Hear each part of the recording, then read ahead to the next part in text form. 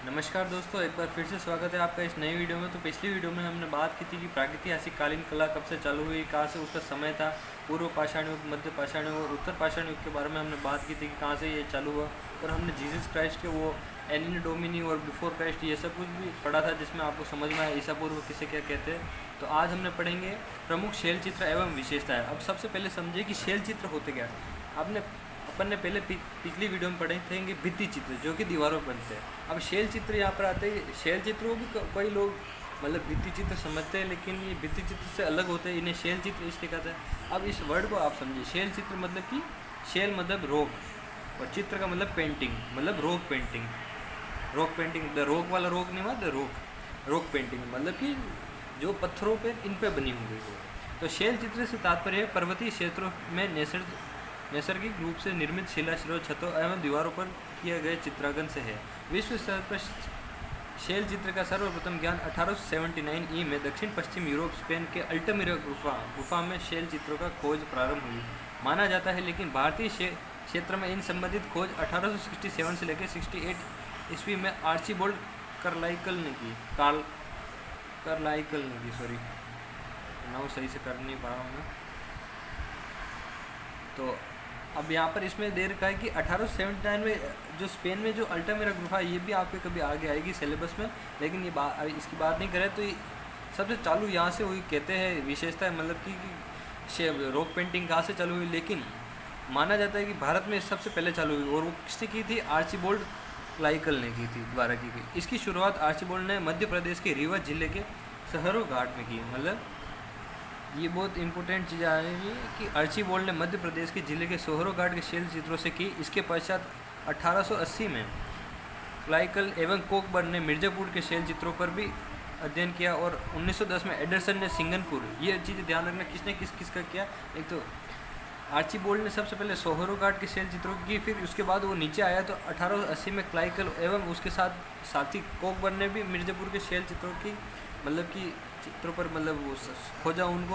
और 1910 में एडरसन ने सिंगनपुर के चित्रों को खोजा। और फिर 1932 में एक्टर ने पंचमढ़ी क्षेत्र के अध्ययन प्रस्तुत किया।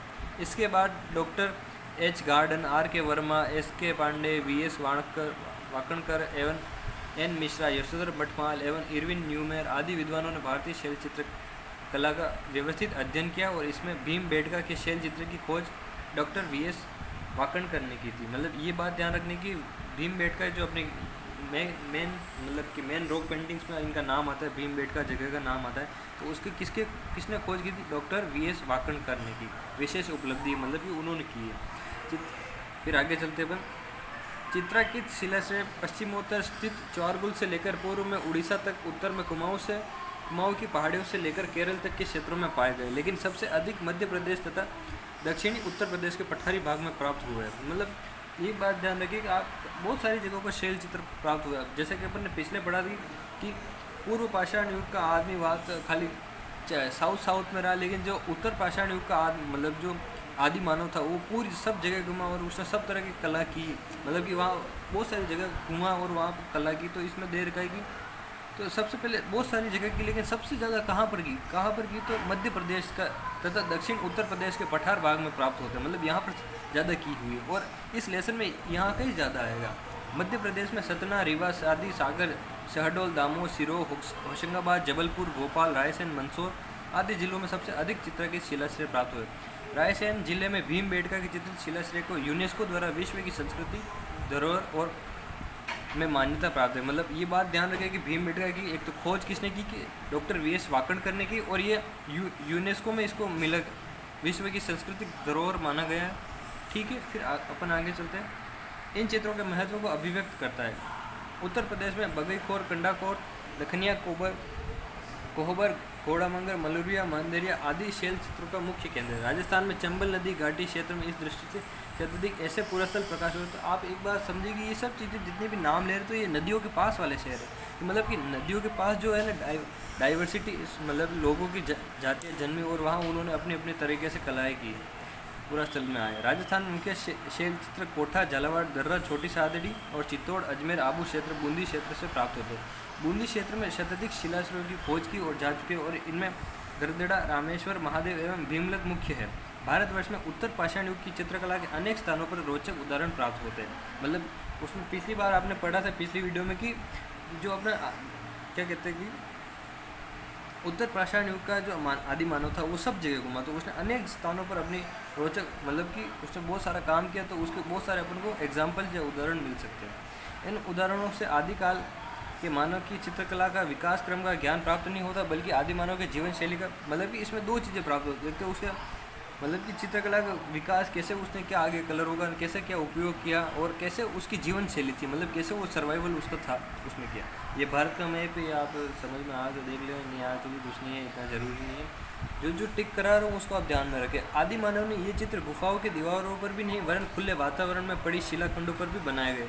चित्रित शिलाश्रय अधिकांश पहाड़ियों के किनारे जल स्रोतों के निकट होते थे। ये आदि मानव शिलाश्रयों का चुनाव करता था, क्योंकि जल स्रोतों के पास शिलाश्रयों में आदि मानव जल तथा वन्य जीव आसानी से सुलभ होते थे, और प्राय एक स्थान से अनेक छोटे बड़े अनेक प्रकार के शिलाश्रय पाए जाते थे। अभी मैंने पिछले वीडियो में बताया कि पिछले पैराग्राफ में बताया क्या कि जल स्रोतों के पास मतलब कि जल स्रोत क्या होता है, नदी का किनारा, तालाब वलाब कुछ भी वहाँ के पास ज़्यादा रहते थे। फिर आगे चलते संभवतः आदि मानव चित्रांकन हेतु शिलाश्रयों का चुनाव करते थे। कहीं एक शिलाश्रय पर एक के ऊपर अनेक चित्र मिलते हैं, मतलब कहीं उन्हें बहुत सारी पेंटिंगें मतलब एक पत्थर पे ही बना रखे, जो शिला कह सकते हैं उसे बड़ी। रियासत मध्य प्रदेश की रायगढ़ रियासत में मान नदी के किनारे पूर्व की ओर स्थित सिंगनपुर नामक ग्राम 50 चित्रित शिलाखंड तथा गुफाएं मिली है। इस क्षेत्र में कौरा पर्वत, कर्मागढ़, नवागढ़, खेरपुर तथा वातुलाद में अनेक शैल चित्र प्राप्त हुए। यहाँ के शेपांकर पद्धति में चित्र बनाए गए, मतलब शेपांकर पद्धति का मतलब है कि खोद कर चित्र बनाते थे। अब वहाँ पर कुछ पुराने ज़माने में एक आप भी सोचिए कि कुछ ब्रश तो तुलिका कुछ होगी तो नहीं, तो वो पत्थरों से खोद कर ऐसी चीज़ें बनाते थे। फिर आते आगे मिर्ज़ापुर वल्डरिया में अनेक पशु आखेट शिकार चित्र अंकित पाए गए। मिर्ज़ापुर में एक प्रसिद्ध प्राकृतिक भ्रमण स्थल है। विडम में प्रागैतिहासिक चित्रकारी से युक्त शिलाश्रय प्राप्त हुआ है। बूंदनी तथा रहेली होशंगाबाद का नाम भी प्रागैतिहासिक चित्रकला के लिए प्रसिद्ध है। अब ये बात ध्यान रखिए कि होशंगाबाद सबसे महत्वपूर्ण है यहाँ पर। तो आगे आएंगे जो होशंगाबाद के आसपास के इलाके और इनमें कुछ आएंगे, जैसे भीमबेटका है यहाँ के, ये इनके इलाकों में ही आते हैं। मतलब ओवरऑल मध्य प्रदेश में सबसे ज़्यादा मतलब ये शैल चित्र मिले, मतलब कि स्टोन रॉक पेंटिंग, या एक शिलाश्रय पर एक मोर का विशाल चित्र अंकित है और एक स्थान पर वन देवी का चित्र अंकित है। अब ये बात भी ध्यान रखना कि जो अपना होशंगाबाद है यहाँ पर एक तो मोर का विशाल चित्र है और एक वन देवी का चित्र। इसके आगे और भी आएगा। अभी होशंगाबाद नर्मदा नदी किनारे इटारसी जाने वाले सड़क मार्ग से कुछ किलोमीटर दूर एक आदमगढ़ पहाड़ी, मतलब एक गांव के पास एक पहाड़ी जिसका नाम आदमगढ़ दे रखा है, पर 1 दर्जन से अधिक शिलाश्रय। वहाँ पर 1 दर्जन से भी मतलब 1 दर्जन में कुछ लगभग 12 होते होंगे, उससे भी ज़्यादा मतलब कि अपन को चित्र देखने को मिलते हैं वहाँ पर, जिनमें हाथी, महिष मतलब भैंसा, घोड़े, सांबर, जिराफ, समूह, महिष और भैंसा थोड़ी हो सकता है, भैंसा, गाय, बेल सॉरी, अस्त्रधारी, अश्वरोही मतलब घोड़े पर सवार आदमी, 4 धनुषधारी आदि शेम्पाकन पद्धति से चित्रित किए गए, मतलब खोद कर और कलर हिरोंजी से बनाए गए। भोपाल क्षेत्र के धर्मपुरी नामक स्थान पर एक शिलाश्रय गेरुए रंग से अंकित है। हिरण के आखेट शिकार का रहस्यमय चित्रण है। इस चित्र में शिकारी के पैर पूरे पत्तियों से ढके हुए बनाए गए हैं, जिससे भ्रमवश हिरण उसके समीप आ गया और ऐसा इस दृश्य को चित्रित किया गया। होशंगाबाद के बाद आदमगढ़ की पहाड़ी के शैल चित्र भी हल्के पीले रंग के एक विशालकाय हाथी का चित्र महत्वपूर्ण है। ये बात ध्यान रखना है। होशंगाबाद की एक और पहाड़ी आदमगढ़ की पहाड़ी पर ही एक हाथी का चित्र है जो विशालकाय पीले रंग से बना हुआ है, हल्के पीले रंग से, और इसके अंदर एक महामहिष का एक चित्र जो दोहरी रेखाओं में शिलाश्रय के ऊपरी भाग पर पूरे विस्तार से बनाया गया, जिसकी आकार है 10 फीट लंबा और 6 फीट चौड़ा है। एक शिलाश्रय पर मयूर का विशाल, मतलब अपन ने ऊपर बात की थी कि मोर का एक वन देवी का चित्र आता है, तो यही बताया गया। और एक शिलाश्रय मयूर का विशाल चित्र है और 2 सीधी रेखाओं पर अंकित है, और अन्य शिलाश्रय पर आदिम वन देवी का अलंकृत बना रखा है। और ये चित्र आप अलग से है ना, आप होशंगाबाद नाम लिख के मतलब होशंगाबाद की रॉक पेंटिंग से इसके बारे में आप निकाल सकते हो, तो आपको अच्छे से समझ में आ जाएगा कि एक बार आप ये चित्र देख लीजिए गूगल पर सर्च करके।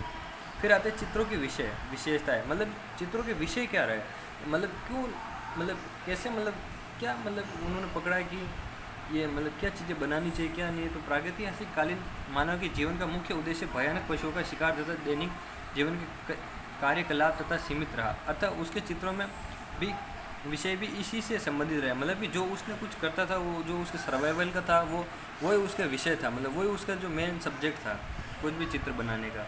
सब होते हैं ना, कुछ सब चित्र जो आर्टिस्ट होते हैं उनके सब अलग अलग सब्जेक्ट होते हैं। कोई भगवानों की ही पेंटिंग बनाते हैं, कोई मतलब वाटर कलर में अलग ही उनका सब्जेक्ट होता है, किसी का रहस्यवादी होता है, किसी का छायावादी सब्जेक्ट होता है, तो उनका उनके डेली लाइफ का था, ठीक है। अतः उसके चित्रों में विषय भी इसी संबंधित रहे। उसके सांबर, हिरन, बारहसिंगा, गेंडा, जंगली वृषभ, हाथी, घोड़ा, अरन, भैंसा, सुअर जैसे जानवरों में स्वाभाविकता से चित्रण किया। ये पशु उसने शिकार करते समय देखे थे और उनके पीछा करते हुए दैत्य जैसी शक्ति का अनुभव किया। इन पशुओं की गति और शक्ति उसने विजय प्राप्त की, मतलब कि उन पशुओं पे मतलब कि उनको डोमेस्टिक बनाया, मतलब उनको अपने काम हेतु बनाया, मतलब इन पशुओं की गति शक्ति को उसने विजय प्राप्त की। यही कारण था कि उसके चित्रों में मुख्य विषय के रूप में पशु का जीवन का होना स्वाभाविक था। मतलब कि वहाँ से आप देख लो केटल को रखना चालू हो गया, मुख्य विषय के रूप में पशु जीवन स्वाभाविक था। अतः पशु और पशुओं के शिकार मतलब आखेट, दृश्य तथा जादू के विश्वास के प्रतीक चिन्हों का भी चित्रण इस समय की कला में प्रधान है। मतलब कि बहुत सारे अपन ने पिछले भी पढ़ा है कि मतलब कि कैसे इन्होंने आदिम कला में क्या क्या इन्होंने मतलब जादू के विश्वासों को इनको कैसे मान्यता दी है, ये भी अपन ने देखा। इसमें ये पूरा ऐसे दे रहे नाच गा कर अपने शिकार को कैसे क्या कर देते हैं। आप देखते होंगे, आपको पुराने आप कभी एक टीवी सीरियल्स में आते होंगे, आदिवासी में कब कोई लोग पकड़ा जाता है तो वो अपना काम कैसे करते हैं, मतलब बिल्कुल देसी वैसी तरीक़ों से वो अपना काम करते हैं। इंसानों को खा भी जाते कभी कभार, मतलब पकड़ के लाते जानवरों को, तो वो कैसे चारों ओर उसके घूम के चक्कर लगाते। तो ये आता है आपके कार्टूनों में भी आता है, लेकिन इन चीज़ों से समझना पड़ता है कि मतलब ये पूरे ये चीज़ों में ऐसी दे रखी जैसे आदिम कला प्रयुक्त ज्यामितीय रूप अलंकरणों से भी रूप आज भी प्रचलित है। मतलब कि लोग मतलब इसमें ज्योमेट्रिकल शेप को भी मतलब बहुत स्थान दिया गया है, जैसे त्रिभुज, वृत्त, सर्प, सूर्य, सिंह, योनि, लिंगम, स्वास्तिक, चक्र, अंड आदि। इसके अतिरिक्त आदि मानव ने शिकार के विजय के पश्चात उल्लास नाच गाकर घूमते भरपेट भोजन प्राप्ति कर मतलब आनंद के विषय में मतलब जो उसकी पार्टी करता था वो उनके भी उसने मतलब ड्राइंग्स बनाई, उससे मतलब कि क्या कहते हैं रॉक पेंटिंग बनाई। कुल मिला के ये अपनी वो जीवन शैली मतलब जो उसकी जीवन चल रहा था उन्हीं चीज़ों को उसे उनके जो पल चल रहे थे उनको बनाए, जिसको वो यादगार बना सकते, और वो यादगार बन भी चुके हैं, अपन पढ़ रहे हैं उनके बारे में, ठीक है। फिर क्या है, कहा जा सकता है कि इन चित्रों में आदि मानव ने अपने भावों को सरलतम रूपों में ज्यामितीय आकारों में संजोया, और इन चित्रों की सीमाएं रेखाएं गतिशील है। मतलब गतिशील मतलब कि ऐसा लगता है कि चल रहे हुए हैं। चित्रों के विधान ये अपन कल पढ़ेंगे, आज के लेक्चर वो छोटा ही रखते हैं, धीरे धीरे छोटा छोटा लेक्चर अपन करते जाएंगे तो आपको समझ में भी आता जाएगा। नहीं समझ में आया तो आप कमेंट कर सकते हैं, और कुछ गलती हो तो मेरे को आप बता सकते हैं कि इसमें क्या करना है। सॉरी और थैंक यू।